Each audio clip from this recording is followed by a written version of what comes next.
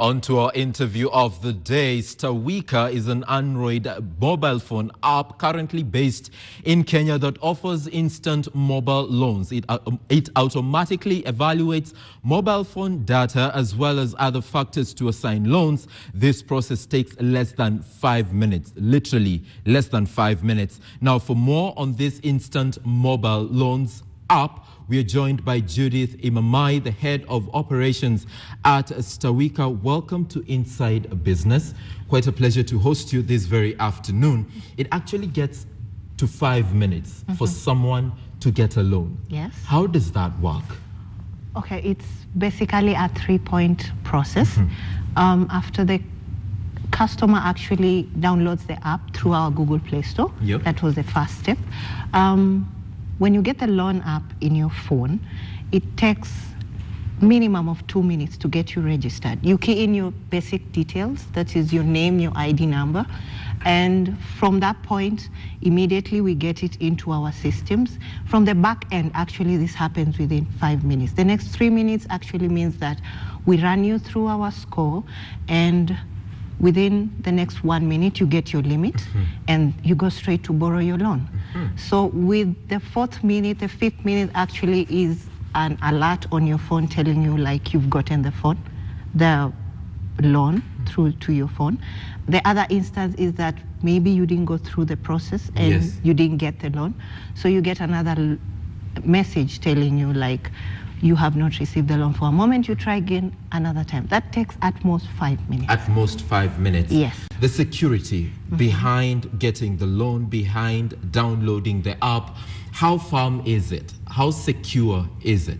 In terms of data protection, I know that is what is coming up.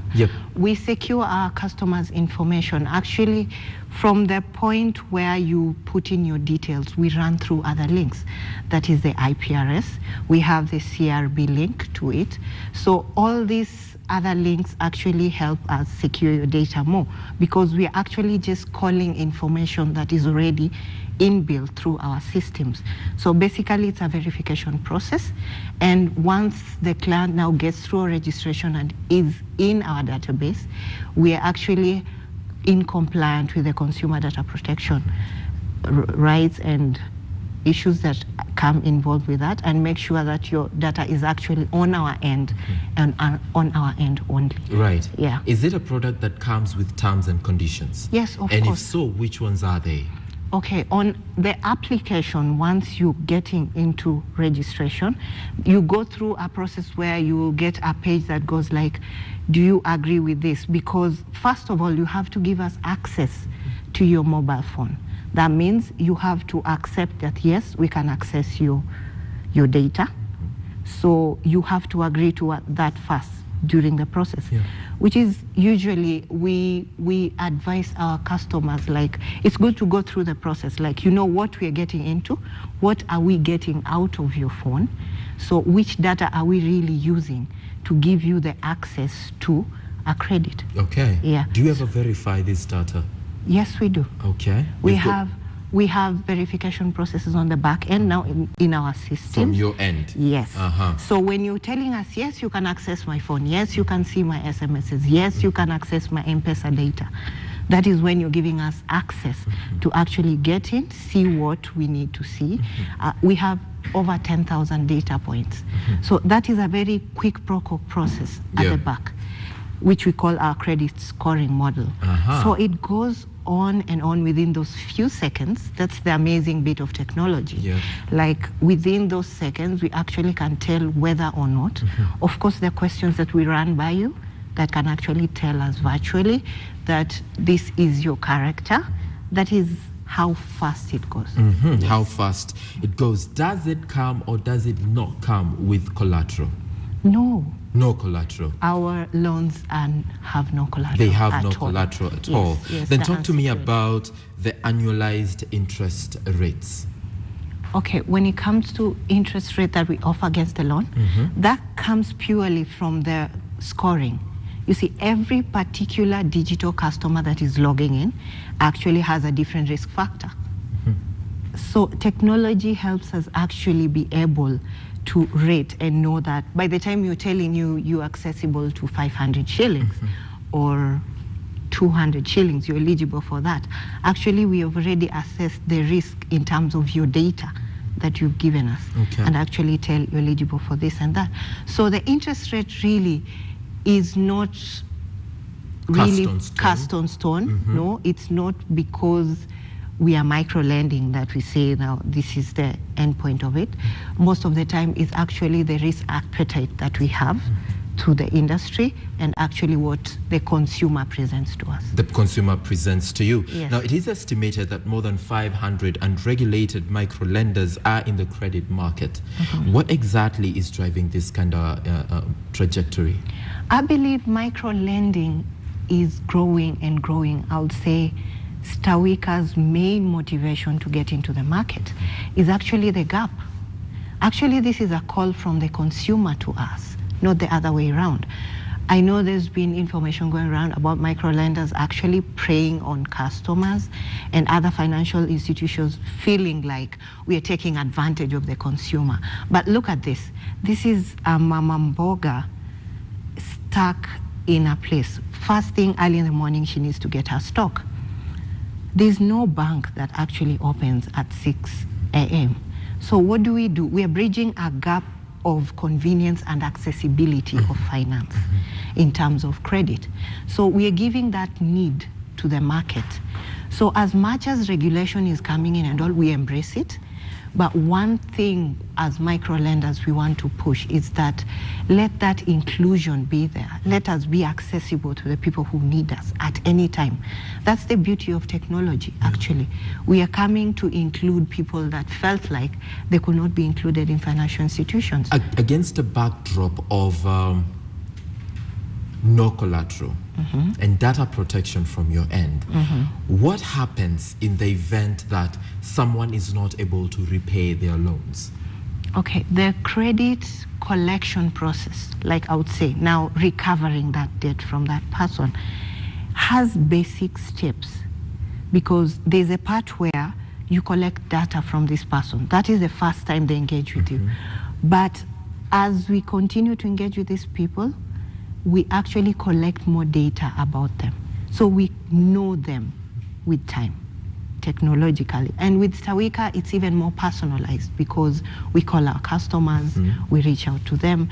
So as they grow, you can actually get to a point where you know through analytics that this person has borrowed to this limit and is not able to afford this.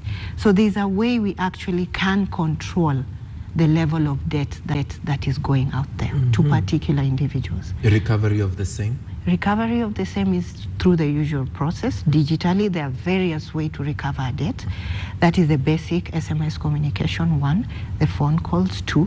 Then, since we are actually in tune with the CRB connection and IPRS and everything, so as usual, the maturity of the debt gets to the point where you have to list people on CRB. We share this information. It's not like something we keep within us. No, it's not a closed ball. And actually talking about the nature of information that you get from the customers, how holistic, you said you verify, isn't it? But then again, how much are you able to get? To what extent?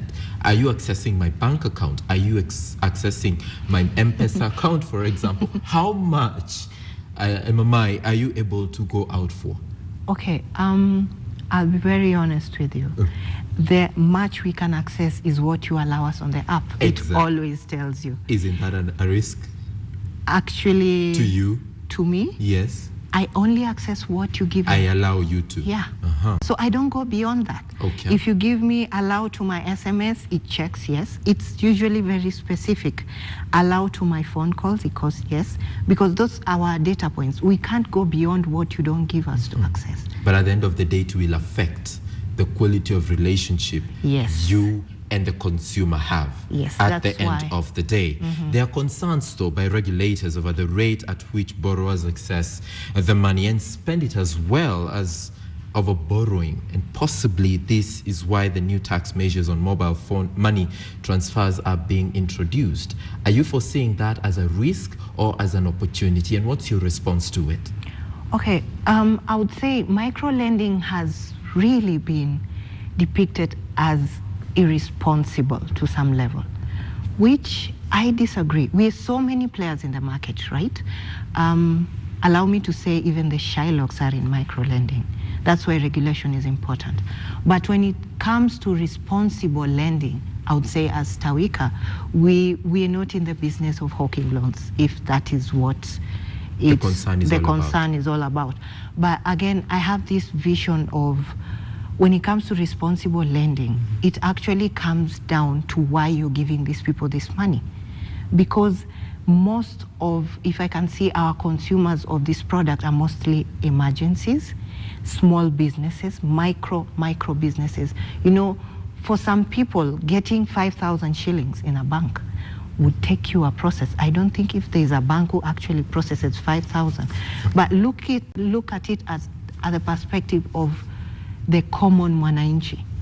5,000 could be capital for someone to start a business. That's true. That is empowering. That is why we are here.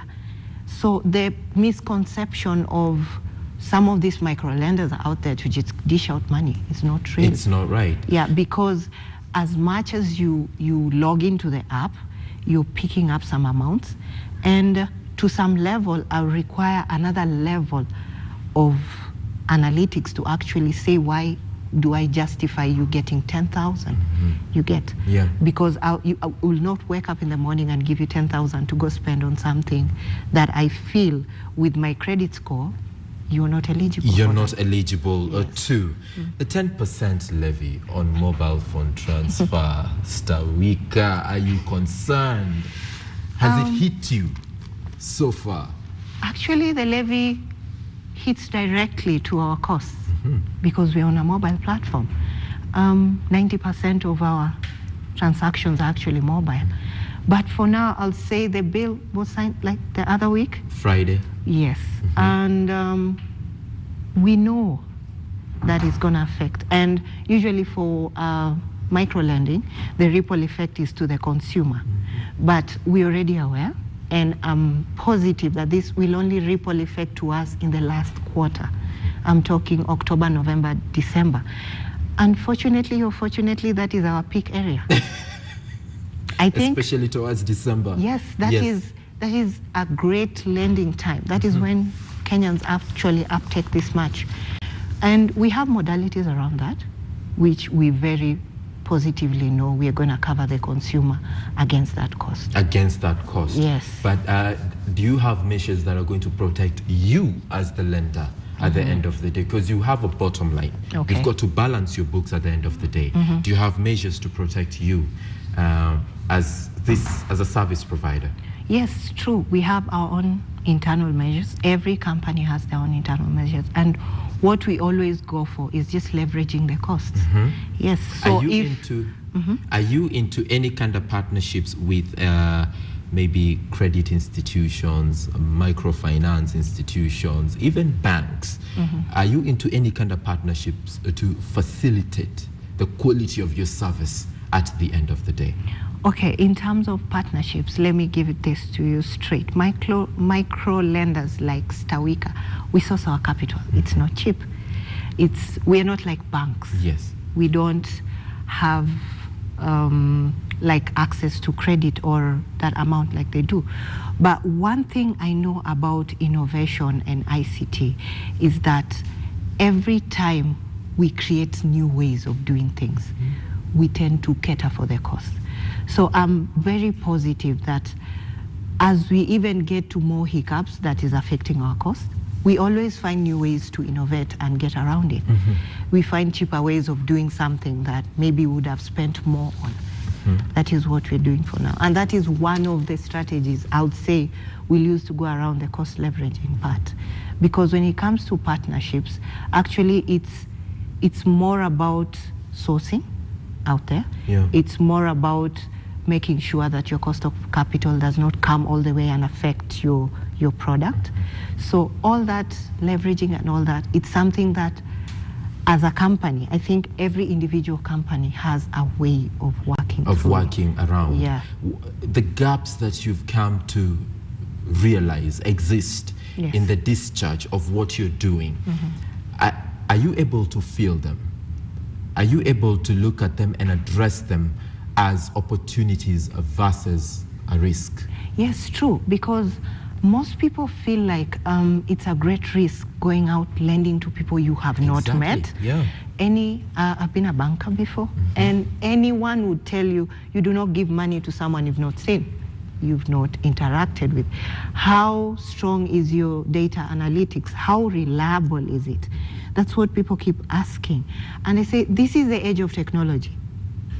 Actually, we are getting to levels where you are with the smartphones and everything going, where you are, what you do is no longer something that is in a closed book.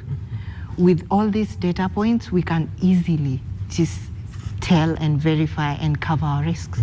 Yeah. To improve on service delivery, of course, harnessing policy is very critical. Yeah. And for you to harness the policy, you need to engage in stakeholder engagement. Where does Stawika fit in a conversation on stakeholder engagement? In terms of policy making? In terms of policy making, in terms of service delivery, efficiency and effectiveness of what you do to the consumer. Allow me to bring this to light. Okay. As financial technology companies, we've managed to come up with forums where we actually sit. We don't operate as single individuals anymore, because this is the point where we want to get our regulation going. And I'll be confident to say Stawika is one of the companies that is among them.